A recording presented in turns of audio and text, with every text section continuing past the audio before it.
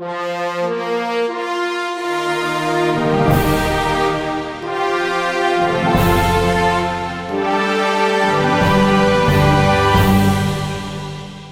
am super excited to be sitting down via Zoom with Amy OShaughnessy from Revere. And Amy, we had a quick conversation last week, and you had such a heartfelt story of how your career started and starting off with your background with Revere. Can you share that? Oh, I'd love to, because it's actually a fun story to tell. As long as somebody is like interested in history, I think they'll like the story. Um, so this was back in 1999, and I had just, well, I was almost graduating from college, and I grew up in a town called Rome, New York, and my parents were still living here as they are now, and my dad called me one day at school and said, I was working out at the YMCA today. I was on the stair stepper, and I met the vice president of finance from Revere, this company in town that I knew about, right? And he said they're really busy, and they're hiring. So can you like give them a call? Then they want to talk to you. And it felt bizarre to me, like just pick up the phone and call and say, yeah, I'm Amy, and you met my father on the stair stepper at the Y. Long story short, it's kind of what I did. And I ended up coming in for an interview, and what sold me on this company was the people. And I've been here 21 years since that day. And actually, June 1st will be my 21st anniversary. And so I decided, I took the job, and my first day on the job, something really interesting happened. And I'd love to share more of that story if I could. And I found some relics I can share with you. Oh, I'd love to hear it. Yes, please do share. Okay, so I'm going to pull these out. So first day on my job, the human resource manager came over to me and said, he actually gave me a folder, this actual folder, and said, I'd like you to open it up. There's 3 pieces of paper in there, and I want you to turn them over one at a time. I didn't know this guy. I didn't know what was in this folder, but he was a really nice guy, so I obviously could trust him. So let's see. Hopefully you can see this. I might have to zoom in, but what you're seeing here, that's a picture of my father, and this is his original application to Revere Copper, and I believe the year is it is July 20th, 1966. And my dad had just finished college, and he was entering his fall semester at a school that's now closed called Walsh College. It was in the Midwest, I think. And he needed a job before he went to school so he could earn some money. And so he applied at Revere, and they had his application this whole time. And I won't go into it, but there's some really interesting questions that they asked back then. Oh, wow. Like one of them, I'll pause, but one of them actually asks, are you a member of the Communist Party? I thought that was kind of interesting. Back in 1966. Wow. Wow. So I actually had known my dad worked at Revere for that one summer. But that was all I knew, was that he had just spent one summer here. So then the HR manager said, okay, I have something else for you. Or, flip over the second piece of paper. Here's the second one. So I'll zoom in a little bit. This, it's Rex Small, which is my dad's dad, so my grandfather. And this was his original application to Revere in 1941. 1941. Oh, wow. And same thing, very interesting questions. They make sure they get your height and your weight, and just interesting things in there. What family members you knew at the company. So at that moment, I thought, okay, this is neat. It's me, my dad, my grandfather, all have this connection to Revere. Like, could it get any cooler? And it did. So here's the last one. This picture, so that is my dad's dad. It's this gentleman here. And I believe that picture was taken in 1952 at a service award presentation. And this is his original employment application.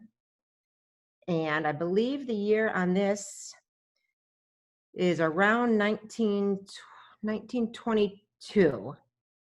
He was born March 4th, 1897 in Amberg, Rhode Island. And I don't know the story of how he came to Rome, New York, but he came and applied, and I have his original application. So that first day on my job at a company that I really, I didn't know that I wanted to be back here in my hometown, but it was kind of a fate, I guess, as you say. It was all right. There's a reason why I'm here, and I've loved it ever since. Oh, So that's a it's fun to great. share that story. I love that story because I think it says so much about a company to keep applications like that and then Yes, have that HR manager pull that out has so much value in it, and here it is 2020. wild. It's And so at our plant here, we have about 300 employees, and maybe around 200 of them are, operators, electricians, mechanics. And if you were to go around and just canvas maybe any random employee you see on the floor, that you have a really good chance of that employee saying, yeah, my dad works here or worked here. My uncle's over there. My brother's on the other line. My grandfather retired from here. It's really neat. that says a lot. Well, and I think people need to know about Revere. I mean, when Marcia told me just a little bit about her first conversation with you, I was blown away. So tell me a little bit about Revere. Oh, that's another fun story to tell. I think that's what's neat about working for a company that's 200 and let's see, are we 219 years old now? There's a lot of stories to tell when you've been around this long. So this picture behind me, it's purposeful that I'm sitting here for this chat because that is Paul Revere, the Paul Revere that you learn about in history books and as you're growing up. And he started this company. And the story behind that is also very interesting to share. It was after the Revolutionary War and before the War of 1812. And Paul Revere knew something. He knew that there was probably a good chance we were going to go to war again with the British. He knew that the British naval fleet was better than ours. And it was better because the hulls of their ships were lined with copper and ours were not. Ours were just wood. And the difference between a wood hull and a copper clad hull is that the ones that have copper on it, barnacles don't grow on it. So it's faster because barnacles slow you down when you're in the water. On our ships that didn't have copper, barnacles would grow, so you would be slower when you were out at sea. And then at some point, you would have to dry dock the ship to knock the barnacles off. So then you also had ships that weren't doing their job. So what Paul Revere did is he knew this, and he said, we need to do something about this. He wrote a letter in the year 1800 to the United States Secretary of War, requesting a loan of $10,000 to build the first copper rolling mill in Canton, Massachusetts. He was awarded that loan or that grant, and he built that first mill in Canton, Massachusetts. And we actually have that letter here on our premises. It's locked away, but we've got it. And I saw it as early as just last summer. We pulled it out again to see what kind of condition it was in. Wow, Isn't that something? that is amazing. And I think that kind of talks about like the whole piece of copper is it's been I feel like a secret. For some reason, it's been like this secret. And my mom was an accountant for the state of Utah. So she took in all Okay. the mineral rights. And, as a kid, she was talk about these random facts about this mineral does this mineral does this. And as a teenager, it goes in one ear and out the other. But she had such a deep knowledge for copper that when I bought my first house, she had my brother-in-law go underneath in the crawl space. And, you know, I'm standing out there, I'm like, should I buy this house? I'm just excited to buy my first house. And he says, you're not buying this house unless it has copper piping. You know, and I'm Yeah. like, well, here we go again with copper in my head because my mom was always talking about it. And I was very lucky that the house did have copper piping. But the one thing I never heard my mom talk about, and I feel like it's a new secret I've learned in the last year, is antimicrobial copper. Can you Right. tell us a little bit about that? I can. So, what's interesting is we often use that phrase antimicrobial copper, which almost like can imply to somebody that you have to do something to make this copper antimicrobial. And what your mom probably knew back then was that copper in its natural form is antimicrobial. It just all copper is, whether it is that copper piping, um, a copper bar, if you go to a bar or restaurant, right, and you see copper lined on that bar, any form that it's in, as long as there's about 60 to 65% copper in it, and it could have some other alloys, it's antimicrobial. And which means that the layman's term is that germs can't grow on it. And there have been countless studies on this. The EPA will actually allow you to make claims that said staph can't grow on it, E. coli. There's like 6 specific bacteria, which include staph, E. coli, MRSA, and a few others. And there's a recent studies that have come out, published by the New England Journal of Medicine, that have actually done it on the coronavirus as well. These germs, for lack of a better word, just simply can't grow copper surface. And this whole antimicrobial notion has truly been around since Egyptian times. It's been around forever, for a long, long, long, long time. And our industry has kind of worked hard to understand the science better over the last 10 to 15 years. And we've tried to find ways to educate the greater community, whether it's hospitals, schools, or, you know, you and me, just homeowners going about our life.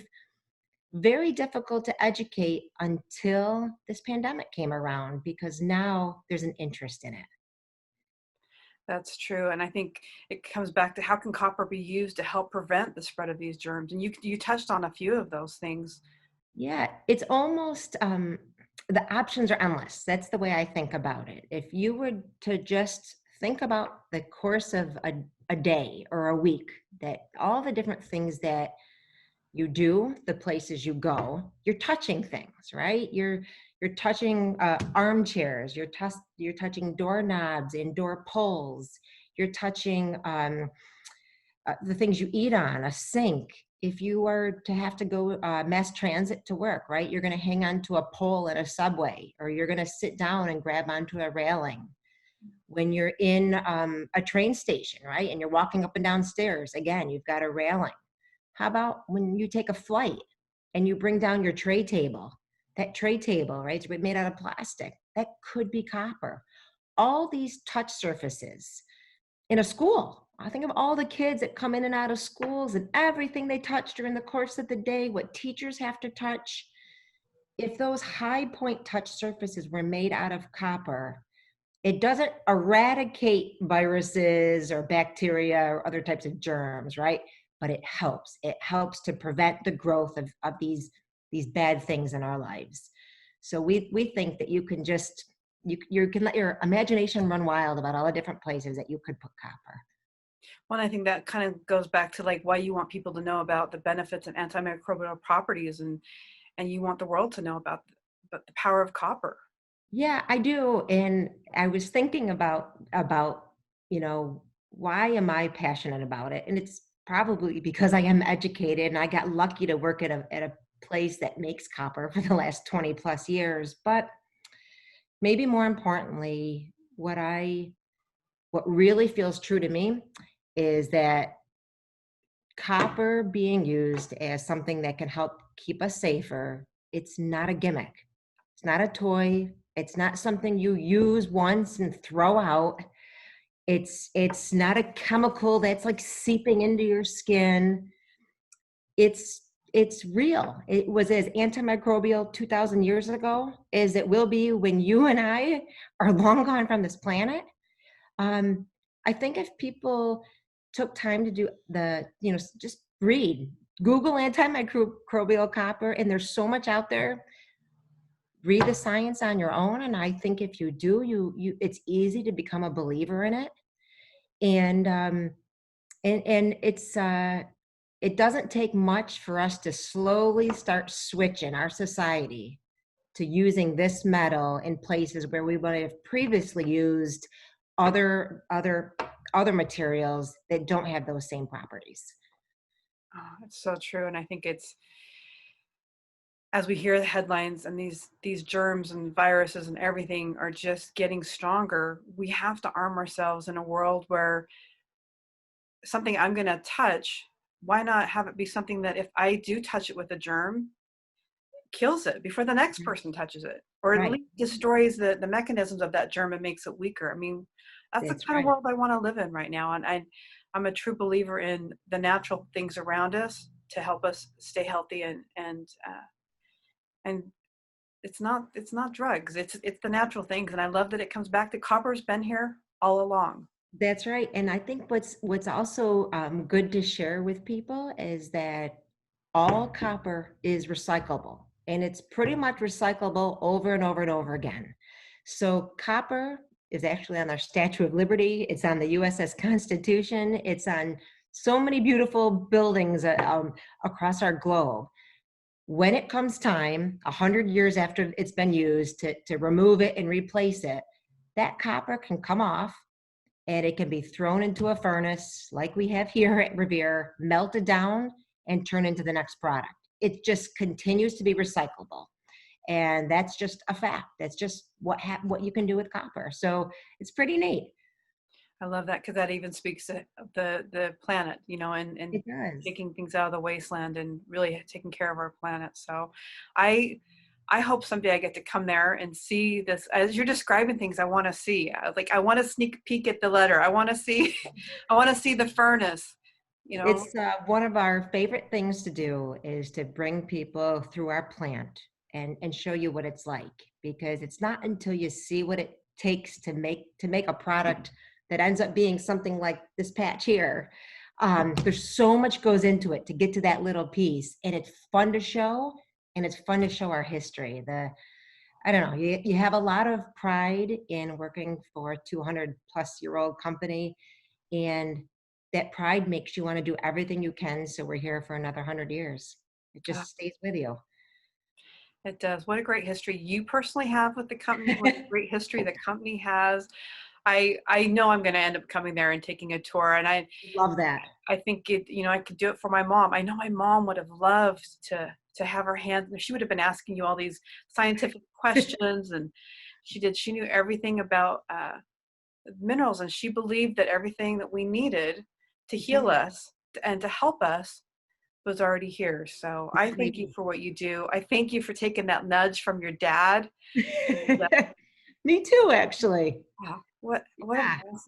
awesome. It was amazing to meet you, and thank you for your time today. I know I'm going to end up meeting you as soon as our world gets a new norm.